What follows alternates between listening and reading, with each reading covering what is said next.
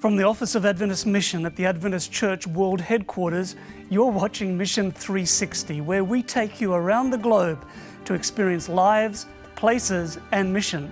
So stay with us as we visit a world of mission. For more than 150 years, the Seventh-day Adventist Church has been convinced that it has something to offer to men and women, boys and girls all around the world. A unique, holistic approach to life is something that is shared through clinics, hospitals, schools, all around the world. Back in 1990, church leaders looked at where Adventists were working and where they were not. And they decided to set up something called Global Mission, an initiative to share the Adventist approach to life to peoples all around the world. At that time, the Seventh-day Adventist Church numbered around 6 million people. Today, there are more than 17 million. But we still face huge challenges. How do we reach people with the message of hope that we have in difficult parts of the world? Well, to talk to us some more about that is our first guest today. Pastor Delbert Pearman is the Planning Director for the Office of Adventist Mission. Thank you for joining us, Delbert. Yes, happy to be here with you. We have a lot to learn from you, so we're glad you're here. Let's start off first by figuring out where we are. Where is the Christian church right now in relation to other major non-Christian world religions? Well, it's estimated that Christianity makes up about 2.2 billion people are adherents to Christianity. And you can see they're broken down into Roman Catholics, will probably be about 1.1 billion. Then you have almost half a billion Protestants, Independents, Orthodox, Anglican, and other groups, but they all make up Christian adherents. Then it's estimated that there are approximately 1.5 billion Muslims, and then almost 1 billion Hindus, not only in India, where we often think of Hinduism, but spread around the world. You find large pockets of Hindus, even in the Caribbean. And then when you look at the Buddhists, about 500 million, and Jews, and then you have those which don't follow any particular religion, such as maybe atheists or secular, and animists, which is another branch, a traditional branch. And so Christianity makes up about 2.2 billion of the world's population. Mm-hmm. And Delbert, where are we as Adventists in mission outreach? Well, if we look at the next slide, when you look at Adventists, you can see that when we first began, we began our existence when the church was first organized in 1863 with a membership of approximately 3,500. Today we exceed 17 million in members, and that's all part of that Christianity, 2.2 billion, it's included in that. And so we have been growing rapidly, and many sources indicate that the Seventh-day Adventist Church is the largest growing Christian denomination in North America and even around the world. Mm-hmm. And you can see where we started with just 125 congregations when the church was first formally organized, and today almost 140,000 congregations. And so you could see how we compare with the world's population. Today, there is one baptized member to every 400 people living on the planet, and that's as of the end of 2011. Of course, it continues in 2012. But to give you annual figures, we're 1 in 400 people now living on the planet is a baptized Seventh-day Adventist. So we're making our contribution also to the overall Christian message and proclamation to the world. Mm-hmm. Yes. Now, we hear a lot of growth, a lot of encouraging numbers, and we hear a lot of stories about the difference being made in the world, but what is left to do for the commission of Matthew 24:14? Well, we still have a large challenge, and even though through baptisms and profession of faith, new believers entering every year is over 1 billion every year, and 3,000 being added to the church through baptism. And this does not include children. We don't baptize children, but those who are adults only. We still have a huge challenge yet to be completed. And the next slide would show that. They put up the next slide, you can see one of the challenges is reaching the cities.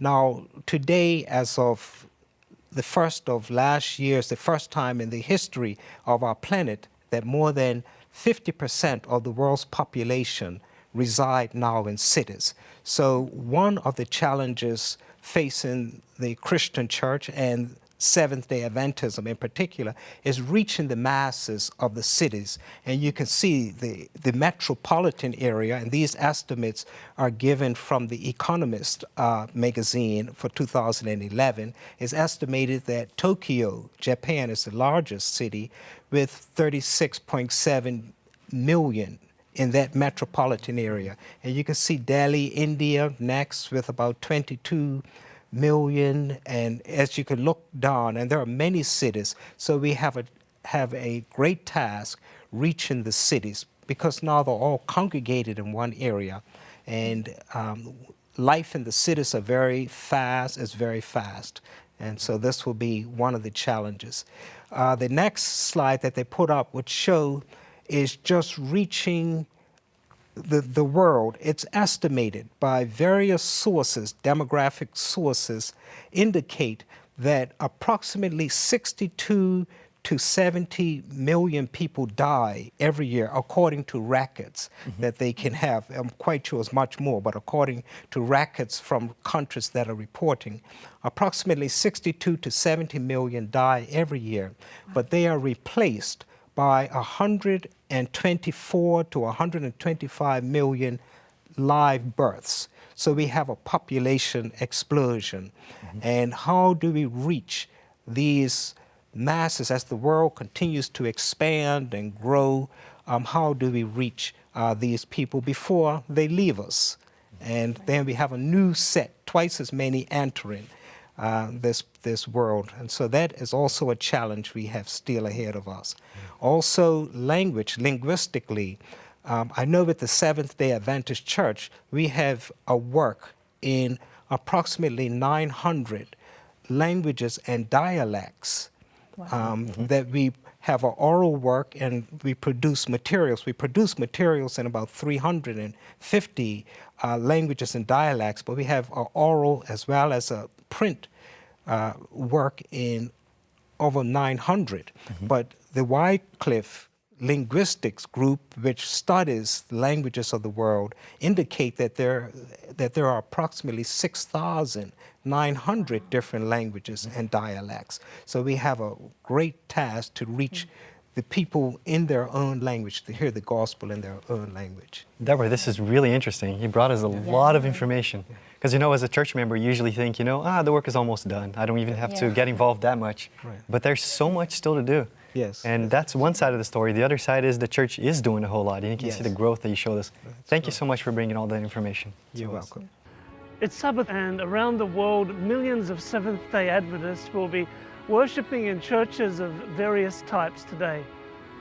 But here in Turkey, fewer than 80 Seventh-day Adventist believers will be meeting throughout the entire country. We have fewer than 80 baptized Adventists. Around the world, our statistics are 1 Adventist for every 424 people. Here in Turkey, it's 1 for every 1 million people. What a tremendous challenge. But it's not just here. Think also of the large populations spread out in territories through North Africa and throughout Asia. Here in Tibet, there is a rich history of culture and religion. People here are very committed, very spiritual. But it's 20 years since Global Mission began, and the Seventh-day Adventist Church is not part of the history of Tibet. There is not one Seventh-day Adventist believer here. As I walk the streets, I see quite a bit of poverty. I have little children coming up to me begging, and as I look into their eyes, I ask the question, what is the future for them? Now I know that God is working through all cultures, through all peoples, working on hearts and minds to bring them to Himself.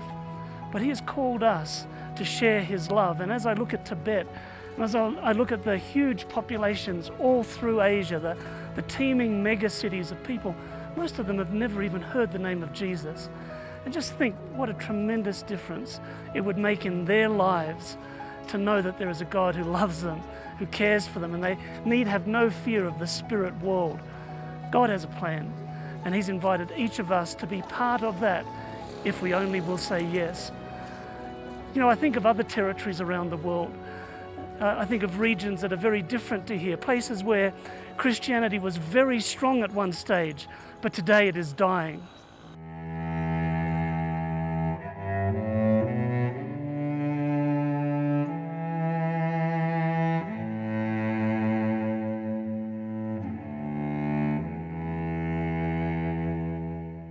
The city of Geneva was one of the most critical cradles of the Protestant Reformation. And it's hard to believe that this city today has become one of the most secularized cities in all of Europe. Behind me is the Reformation Wall that commemorates so many of the leaders of the Reformation who gave their lives, they gave their all for the gospel. And the motto above them, which says in Latin, "After darkness, light," that's what they were fighting for. That's what they were living their lives for, the light of Jesus Christ. And you have to wonder what those reformers would think today, after darkness, light, as we see that Christianity throughout Europe is starting to fade, and that light that those reformers fought for, what is going to be the future? Behind me here in Istanbul, Turkey, is the Bosporus Bridge, bridging the two continents of Europe and Asia. Europe, of course, with its declining Christian population, and Asia with its booming population, 60% of the world's population. But the vast majority of these people groups have never even heard the name of Jesus Christ. So it's great that we celebrate the progress of the church around the world, and we thank God for it. But let's never, ever lose sight of the need to continue praying for, to continue supporting, to continue working for the vast numbers of people who still need to learn about Jesus Christ and the message that we have to share with them. Don't go away. Mission 360 will be right back.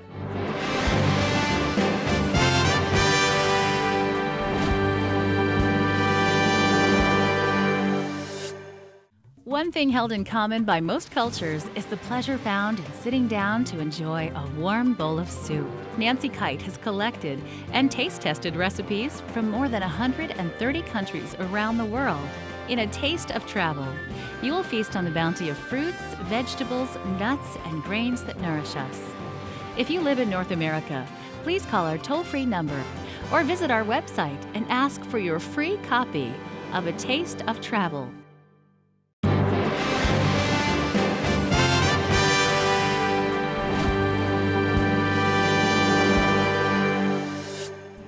Welcome back. Our next guest is Dr. Rick McEdward.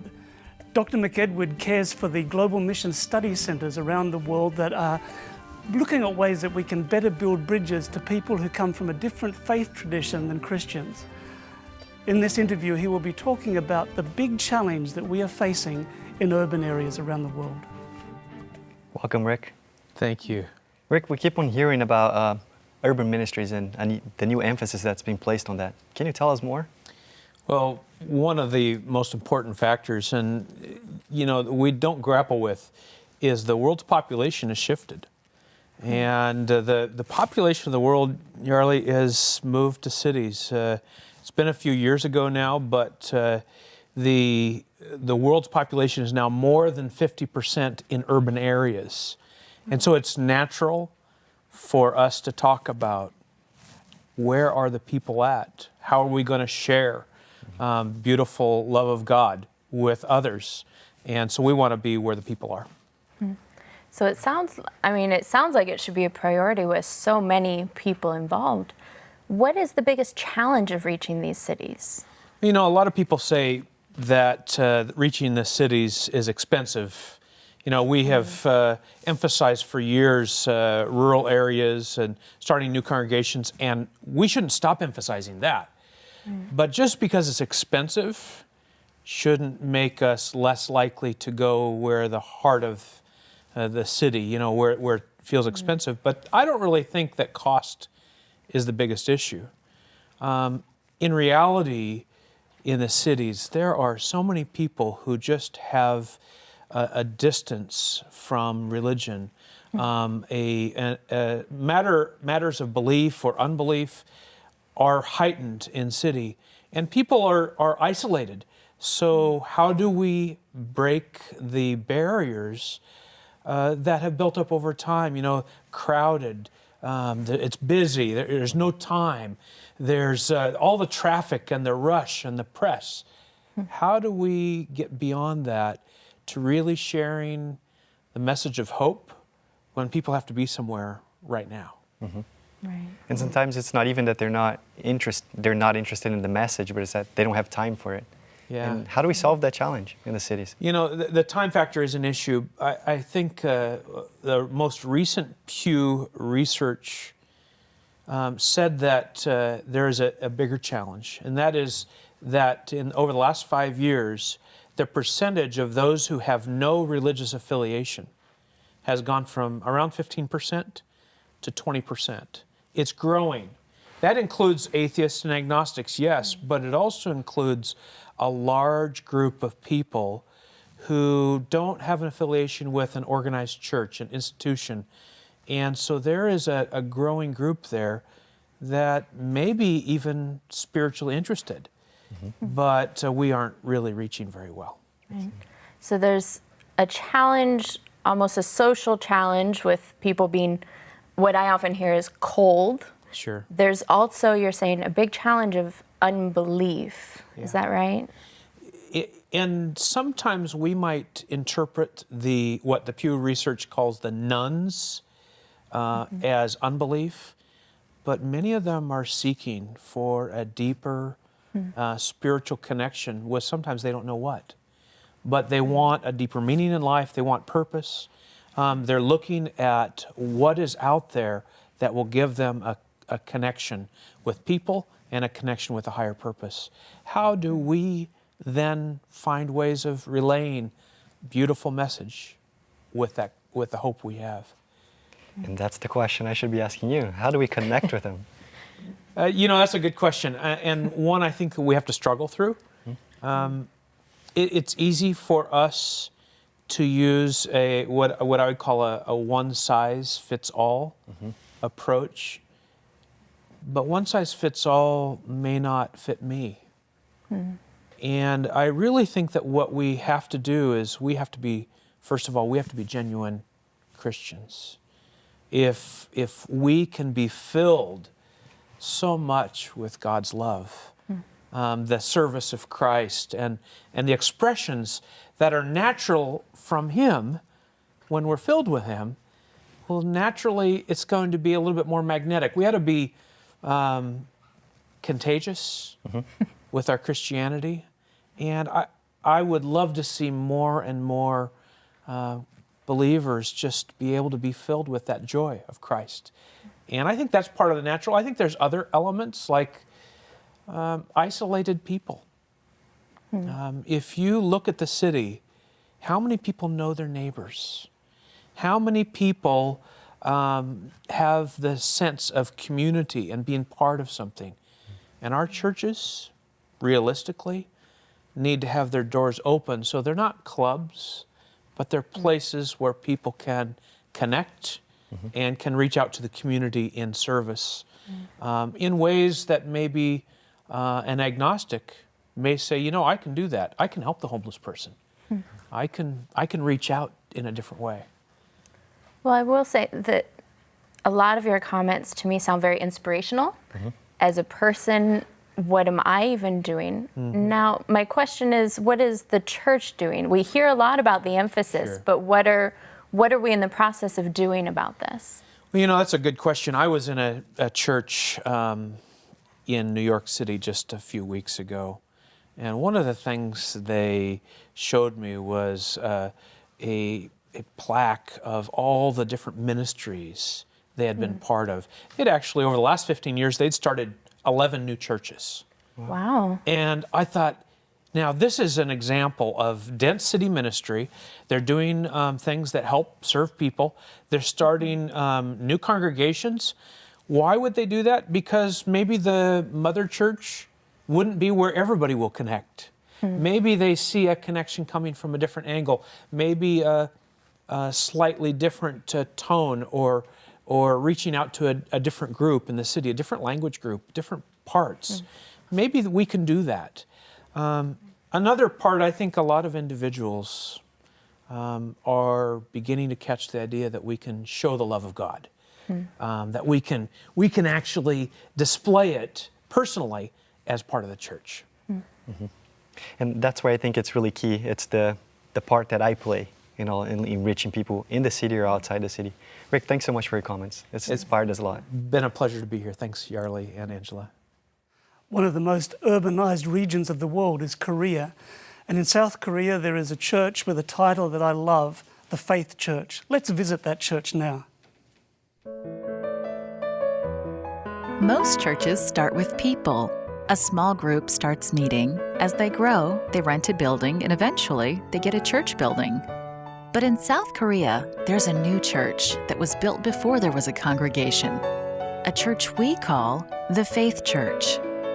Located about 30 miles south of Seoul is a rapidly growing, ultra-modern upscale city. Just a few years ago, this area was open fields. Then major corporations started building factories and offices.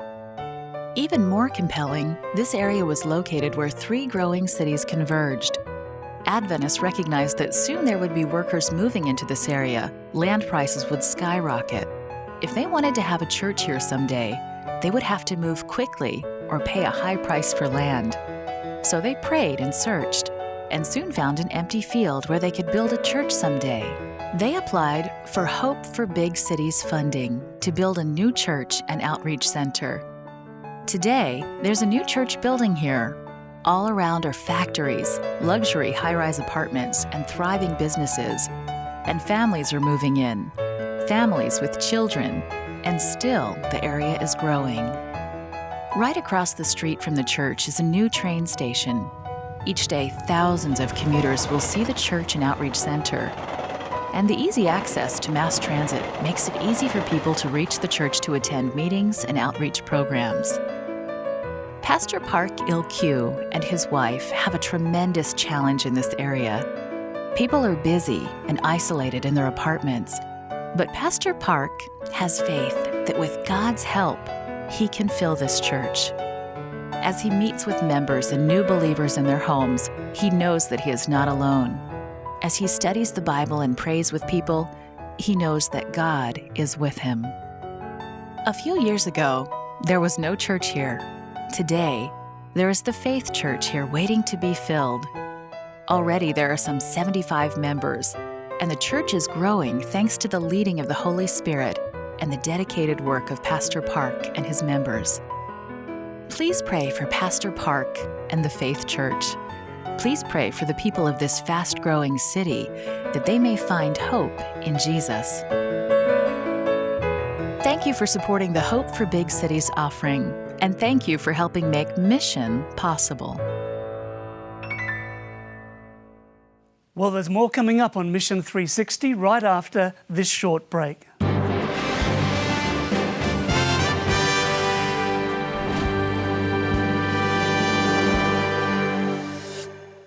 One thing held in common by most cultures is the pleasure found in sitting down to enjoy a warm bowl of soup. Nancy Kite has collected and taste-tested recipes from more than 130 countries around the world. In a taste of travel, you will feast on the bounty of fruits, vegetables, nuts, and grains that nourish us. If you live in North America, please call our toll-free number or visit our website and ask for your free copy of A Taste of Travel.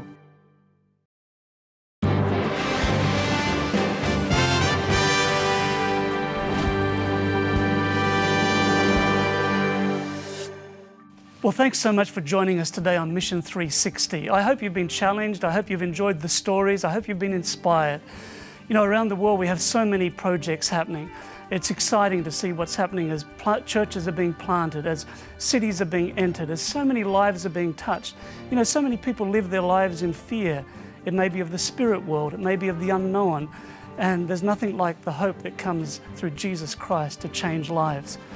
If you want to find out more about Adventist Mission, simply visit our website at adventistmission.org. That's www.adventistmission.org.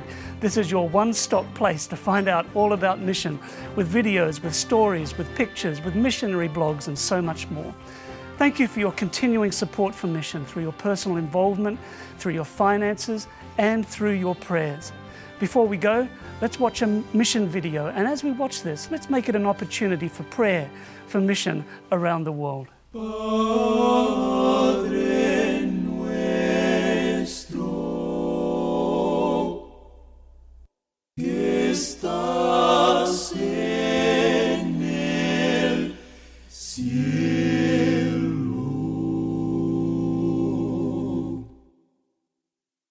santificado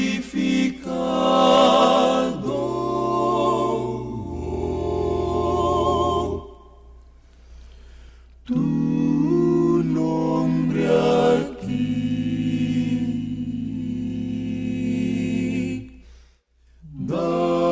Danos tu reino.